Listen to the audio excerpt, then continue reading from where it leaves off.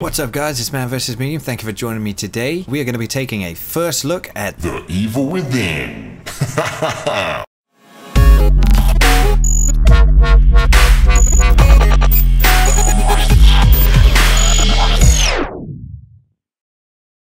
Okay, so right out the gate, I want to point out the other goggly-eyed gorilla in the room and note that my review of this game will about to be, if accurately stated, a little more pep in its step, or rather some esprit de corps, if you will. And no, it's not because Bethesda's paying me mountains of gamer green review money. It's frankly because I've taken a proverbial pole at my posterior, right will kick up the backside, aka improve the quality of my game reviews and videos in general. So yeah, this means better audio, better footage, and frankly, drizzle of honey on the tip of your tongue, as opposed to the blatant butchery of the retinal cavity referred to as my former video product. The Evil Within. So who created it? What's it about? Is it any good? And the most important question of all, is it worth your hard-earned spondoolics? Do you really want to drop down on 60 nuggets, aka bones, on this potential pixel-producing poop inducer? In short, yes.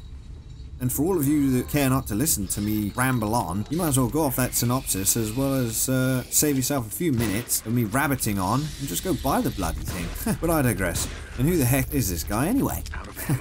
Look, if you're still with me and your eyes are peeled like the delightful cherub of our blessed church, let's dive face first into this bloodbath, and in no better fashion than in some in-game gut-wrenching action. As you can see, this isn't your conventional review, not being a step-by-step, 1 + 1 = 3, my golden turd of a review. What I'm choosing to do is look at this review as a more practical effect. Essentially what you see is what you get. I've chosen a section of my in-game real-time footage, which as you can see is I'm letting it run during this time, and in turn I run my incessant mouth pouring my putrid ramblings through your luggle, all in all allowing you to come to your own conclusions. The Evil Within, as developed by Shinji Mikami and his talented team of the creative mice known as Tango Gameworks, have created this pure survival horror that truly embodies all that one anticipates from a game in the genre that would make any grown man incontinent.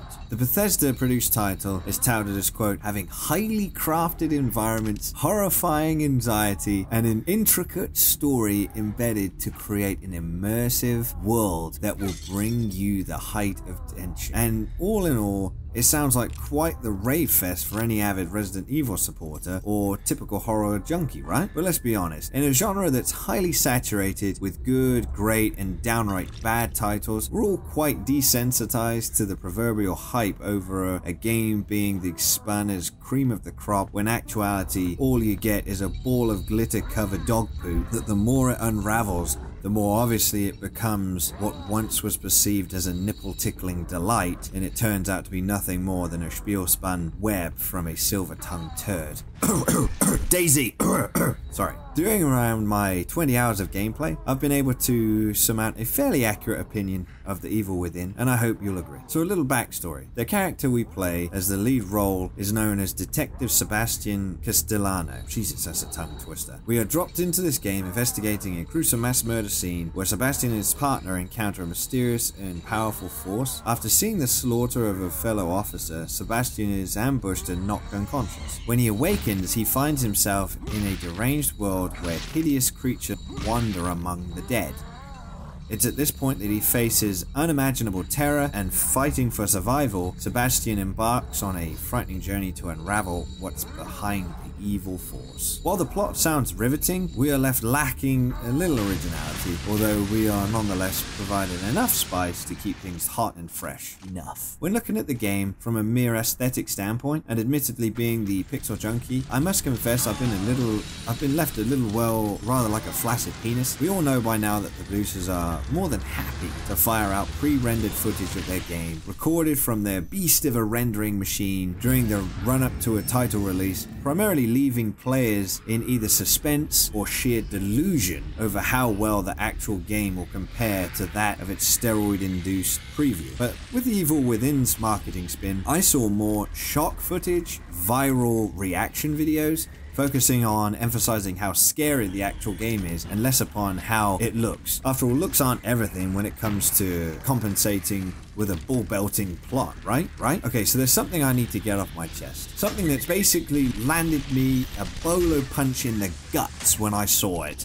What the quintessential fornication is up with the outright retarded aspect ratio of this game? And I'm not talking about something that I overlooked during the initial configuration. 2.35 by 1? What the flatulent fecal matter is 2.35 by 1? So apparently 16 by 9 has become so out-fashioned and overrated, said any game producer never. Let's just put this into perspective. Unless you've gone without purchasing a monitor or TV within the past 5 years, or let's be adventurous and say 5 to 7 years, you'll be fully adapted to the typical industry standard of 16 by 9. So this eye-squintingly narrow vision is effective as the People's Car Company when they decided to step on a certain Beetle and it would forever be known as the Audi TT. It's not that this aspect ratio is bad, it's just when coupled with this peculiar over-the-shoulder third-person view and what already takes up what seemingly is a third of the point of view, when there's a couple of black bars taking up the portion of the upper and lower point of the screen, you can't help but feel how much screen real estate can be underutilized at this point. And being as though we're on the circa 2009 train, we might as well elaborate on the retro-based standard of graphic. Throughout gameplay, I did experience some pleasant eye candy compared to that of a little more orange soda than juicy Fanta. While thankfully not experiencing any screen tearing, there was 1 or 2 occasions where generated graphical game glitches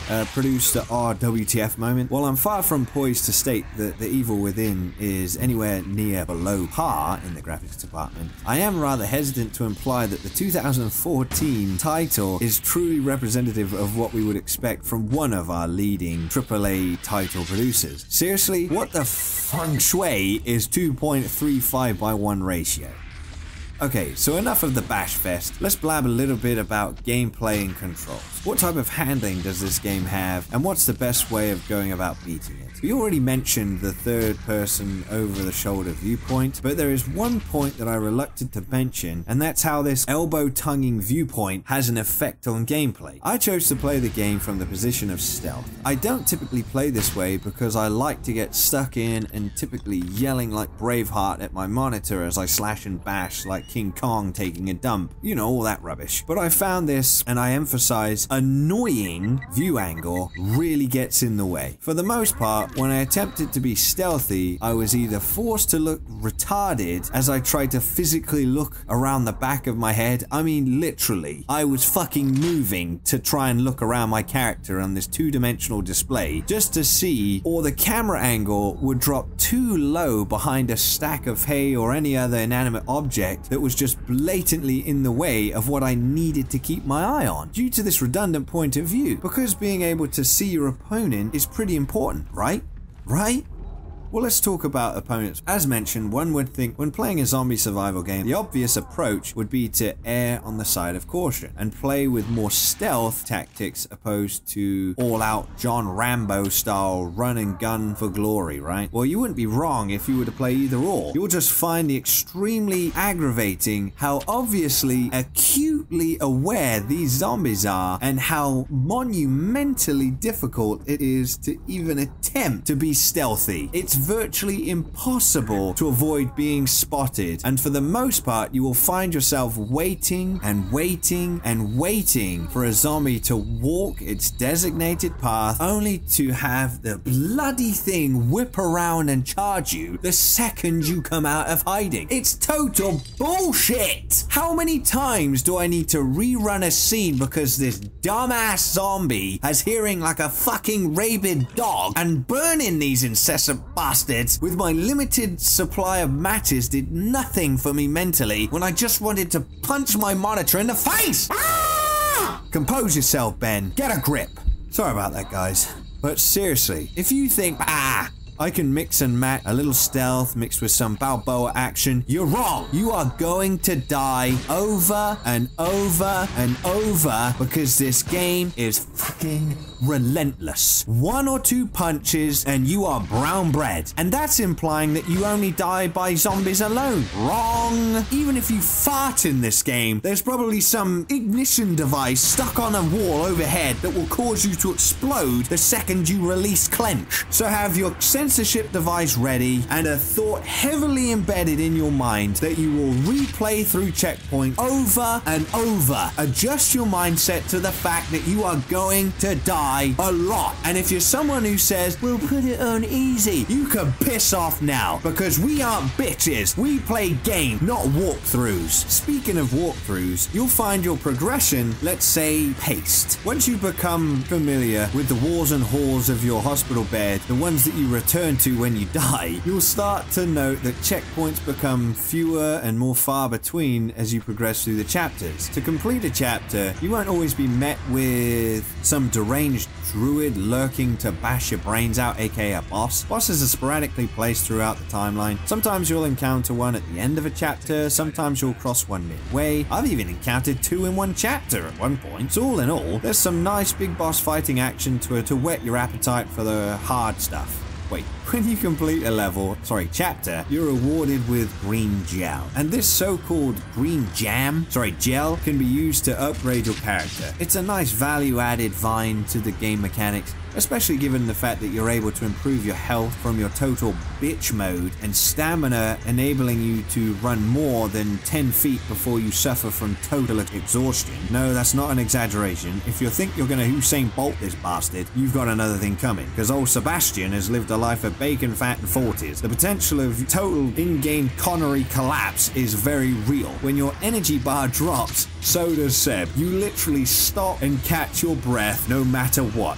Essentially, standing with your legs spread, catching your breath, or rather standing amongst zombies, saying, here are my genitals, please kick them. But it's not the problem, it's what you do to fix it. And the green goo is good. You'll also find these jars sporadically placed around the map, so keep your beaties open. The green goo is a leveling system. It's simple yet effective. So I know it seems like I've bashed this game more than praised it, but if truth be told, I just find it easier to knock things rather than I do praising them. I guess I should have called myself the tubular critic. Areas that I found to be very appealing were the music composition. I often stayed at a cutscene longer than required simply because of the music, or I loomed in a room for a while before progressing just to listen to the present track. The music is awesome, and the story isn't too shabby. I know I mentioned earlier that it's nothing to write home about, but what we do have is definitely enjoyable. Without spoiling too much, let's just say the DLC will no doubt help elaborate further and further develop character roles in this game.